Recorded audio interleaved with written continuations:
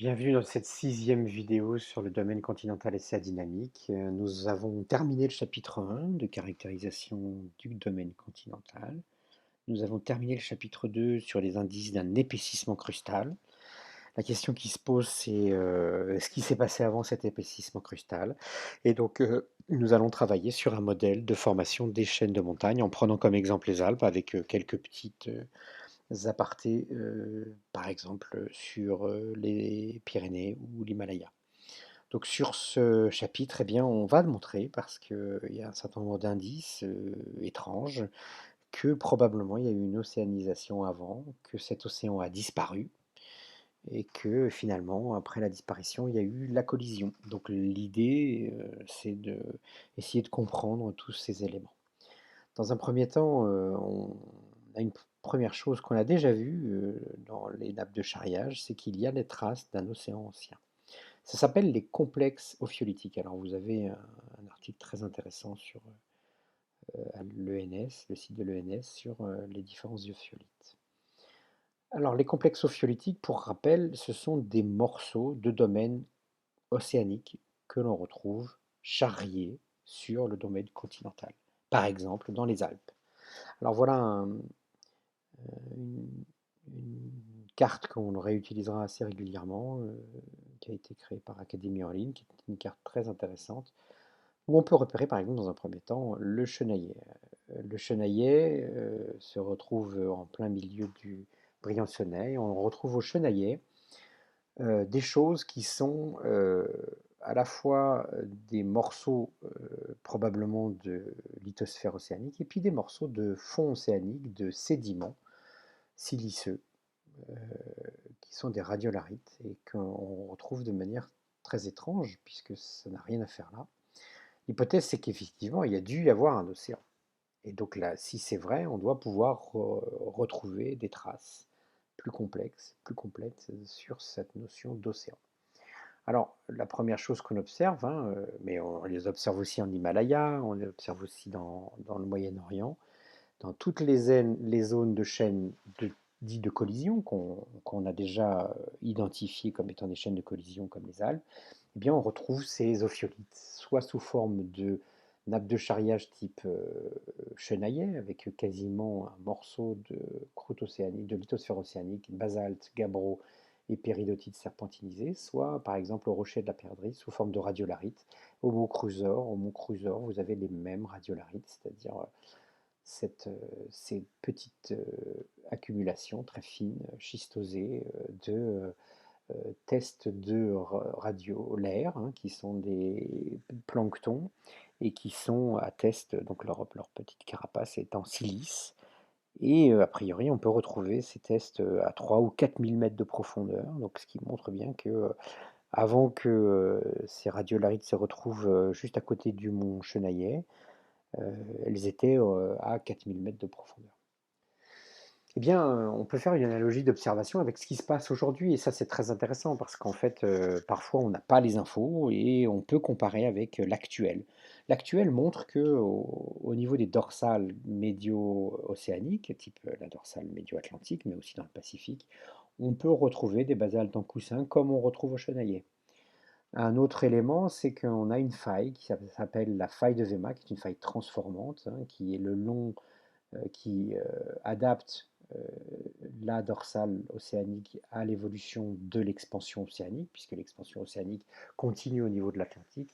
Et pour adapter, accommoder cette expansion, des failles se créent pour pouvoir permettre à l'expansion de se poursuivre. Et ces failles sont appelées des failles transformantes. Et une des failles, qui s'appelle la faille de Weimar, donc on voit le schéma ici un petit peu plus précisément, avec le rift, ce qu'on appelle le rift, ce que les géologues appellent le rift, qui est finalement la dorsale elle-même, là où est la production, l'accrétion océanique, la production de gabbro et de basalte.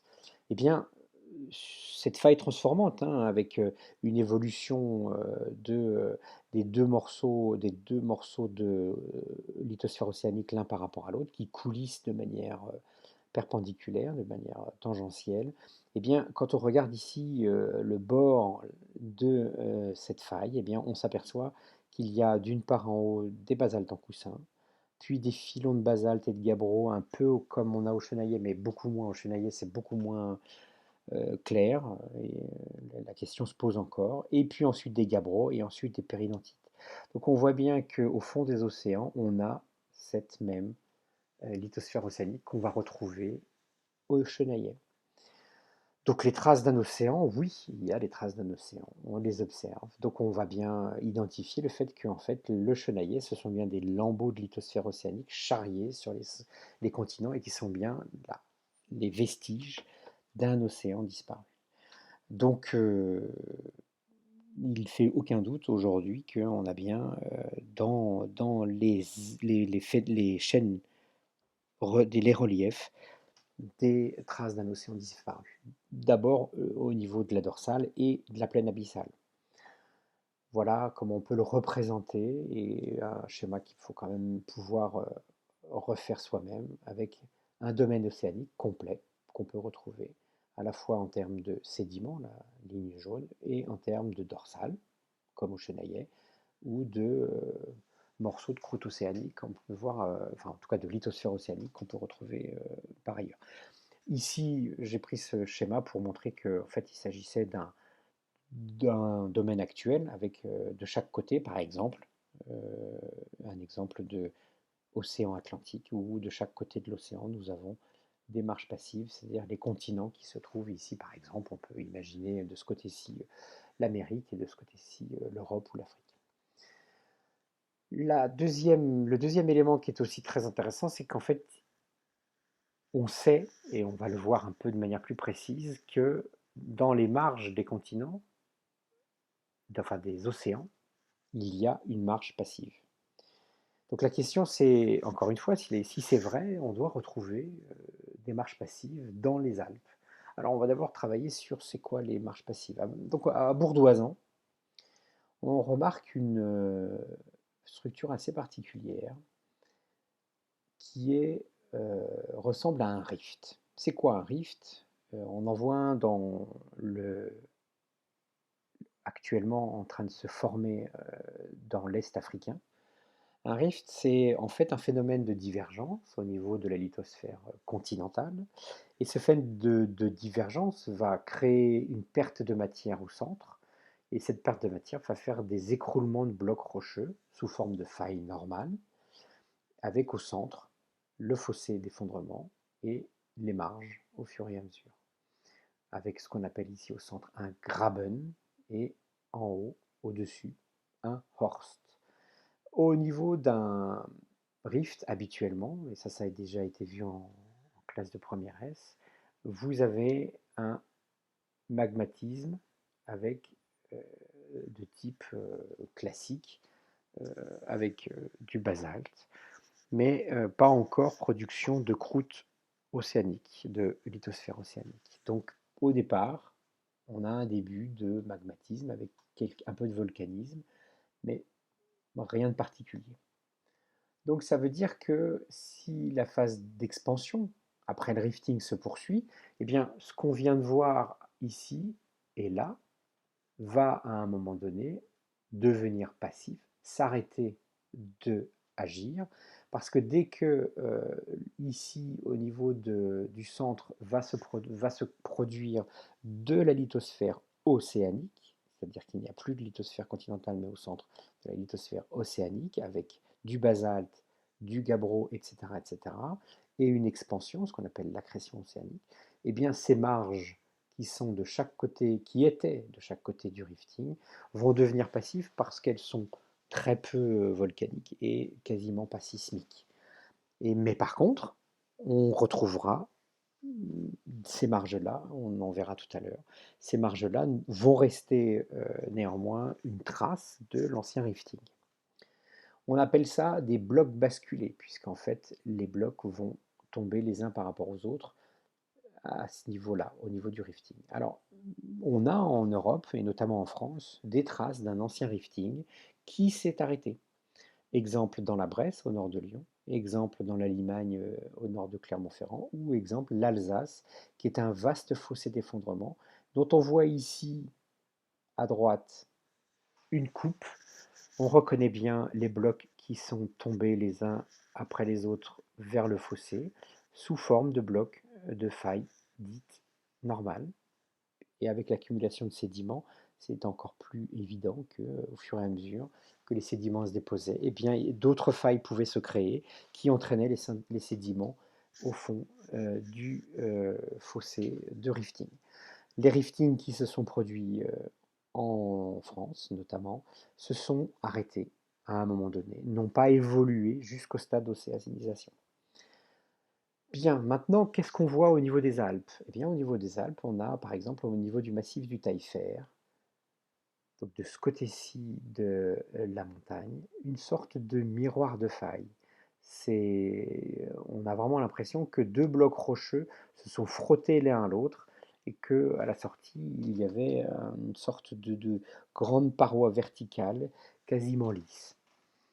Si on regarde avec une autre vue, eh bien, on se rend compte que de l'autre côté de la vallée, d'un côté, vous avez le Taillefer avec son miroir de faille, mais de l'autre côté, nous avons un autre socle primaire du même âge que celui du Taillefer, mais sur lequel on retrouve des sédiments, soit du Trias, puis du Jurassique et du Crétacé, le Crétacé étant tout en haut de la montagne. Ça veut dire qu'on a deux montagnes, l'une créée par le massif du Taillefer qui est du avec le sommet qui est en socle primaire, avec du gneiss et du granit, et de l'autre côté, pareil, un socle primaire qui va se terminer aussi en montagne avec un sommet montagneux de plutôt socle, donc de plutôt granit et gneiss, mais une autre montagne à côté, sur laquelle on peut skier aussi, qui est constituée de sédiments marins, qui est le massif des Grandes Rousses. Donc on a ou montagnes qui peuvent être constituées soit d'un bloc de type granit, gneiss, soit d'un bloc de type roche sédimentaire, ce qui est quand même assez étonnant. Si on regarde ça de manière en coupe transversale, à l'ouest, donc le socle du massif du Taillefer, du Taillefer avec des sortes de failles normales, et de l'autre côté, appuyé sur un socle aussi qui est un socle de granit gneiss, des sédiments marins. Voilà comment c'est représenté de manière schématique. Un bloc rocheux de type Taillefer et des sédiments marins qui viennent s'accumuler dessus, et les deux formant une montagne. Donc l'hypothèse, c'est qu'en fait, on se retrouve avec un ancien rift, avec une trace d'un rift, c'est-à-dire que le rift est pour le coup un rift océanique qui s'est passé dans l'océan, à partir d'une croûte continentale néanmoins, mais en tout cas un rift avec des blocs basculés qui se sont accumulés les uns derrière les autres. C'est comme si les blocs basculaient les uns après les autres, ainsi, et qui allaient après être réémergés suite à la compression des Alpes, mais en tout cas, ces blocs, fur et à mesure, accumulaient des sédiments. Voilà encore une fois une autre coupe avec plusieurs blocs, puisqu'on voit qu'en fait, quand on fait une coupe transversale ouest-est au niveau de cette zone de bourdoisant, eh bien, on se rend compte que ce schéma se répète plusieurs fois, avec ici le bloc de la Mure, le bloc du Taillefer, avec les Grandes Rousses et un autre bloc. Et à chaque fois, un sommet plutôt granitique de socle et un sommet plutôt de, ici comme ici, un sommet plutôt sédimentaire. Voilà une carte géologique où on revoit bon, donc à titre indicatif Grenoble et on voit la position des différents blocs. 1, 2, 3, 4, 5. Il y a 5 blocs en Oisan qui sont donc visibles. Ici une vue aérienne avec le bloc 1 de la Mure, Taillefer, les Grandes Rousses. Tous ces blocs, vraiment, font penser à quelque chose qu'on voit ici, une analogie qu'on voit ici en bord de plateau continental. On se rappelle que l'océan Atlantique possède des marges passives, c'est-à-dire qu'il a de chaque côté ce qu'on avait vu tout à l'heure, c'est-à-dire des restes de rifting. Et bien ces restes de rifting, en utilisant une méthode qu'on a déjà vue, qui est la méthode écorce, méthode de réflexion-réfraction, on voit ici tout un tas de réflecteurs, très nettement, qu'on va interpréter sous la forme de blocs basculés, c'est-à-dire qu'au fur et à mesure du rifting, eh bien, effectivement, les blocs de roche tombent et glissent le long de failles normales. Et au fur et à mesure, les sédiments vont se déposer. Au fur et à mesure que le bloc tombe, vont se déposer et cette dynamique de basculement des blocs va donner des sédiments plutôt en forme d'éventail, qu'on appelle en forme d'éventail. Donc ici, au niveau du plateau continental, en bord au large de la Bretagne, dans l'Atlantique, eh bien, on observe aussi ces restes de blocs basculés qu'on va appeler une marge passive. Pour faire une analogie, on a là aussi l'analogie avec le rift est-africain, qui lui n'est pas sous l'eau, qui est continental émergé, donc il y aura pas, on n'observera pas cette même structure avec des sédiments marins, mais néanmoins, on voit qu'ici, il est en train de se créer un rifting avec la présence de failles normales. Voilà ici le rifting. En fait, il est en prolongement avec la dorsale de la mer Rouge. Alors, est-ce que ce rifting va se prolonger? On n'en sait rien. Mais en tout cas, il est en train de se passer avec du volcanisme et des blocs qui sont en train de basculer, de tomber. Un autre exemple de présentation des éventails, expliquer pourquoi on a des éventails, ben effectivement, au fur et à mesure de l'érosion, eh bien, les produits, même si on n'est plus sous la mer, eh bien, les produits tombent et vont s'accumuler. Et donc, c'est pour ça qu'on a, à un moment donné, une forme en éventail. Cet éventail, après, va se retrouver émerger et soulever en haut des montagnes, mais ça, c'est donc à la fin. Donc pour quelque chose qu'il faut pouvoir ici retraduire, c'est cette notion de, avant le basculement, nous avions une sédimentation jaune là ici en T-rift.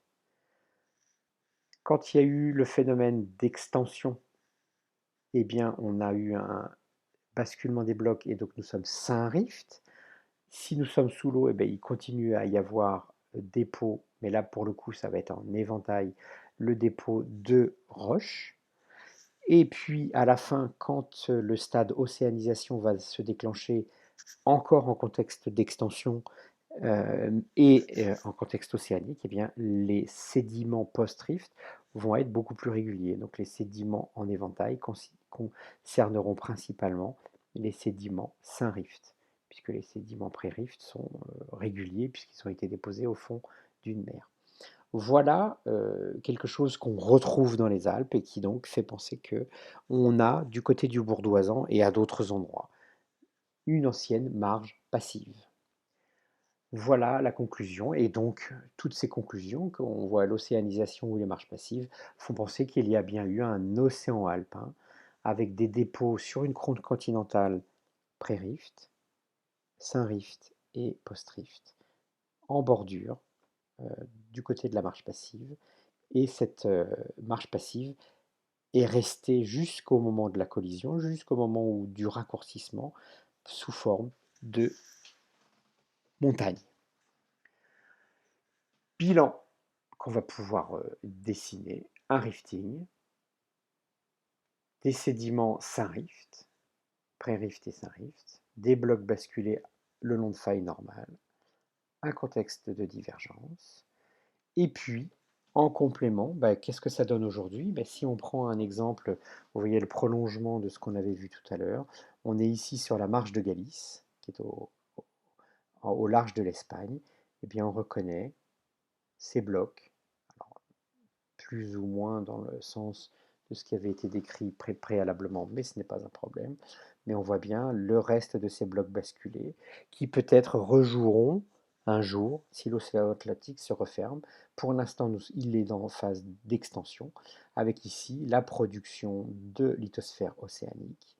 Cette lithosphère océanique qui prend le relais du rifting initial et qui va produire l'océan et la divergence. Voilà une distribution des marges passives à titre de culture générale, qu'elles soient plus ou moins. Alors on a des marges qui sont plus ou moins volcaniques. L'important n'est pas de retenir ces éléments.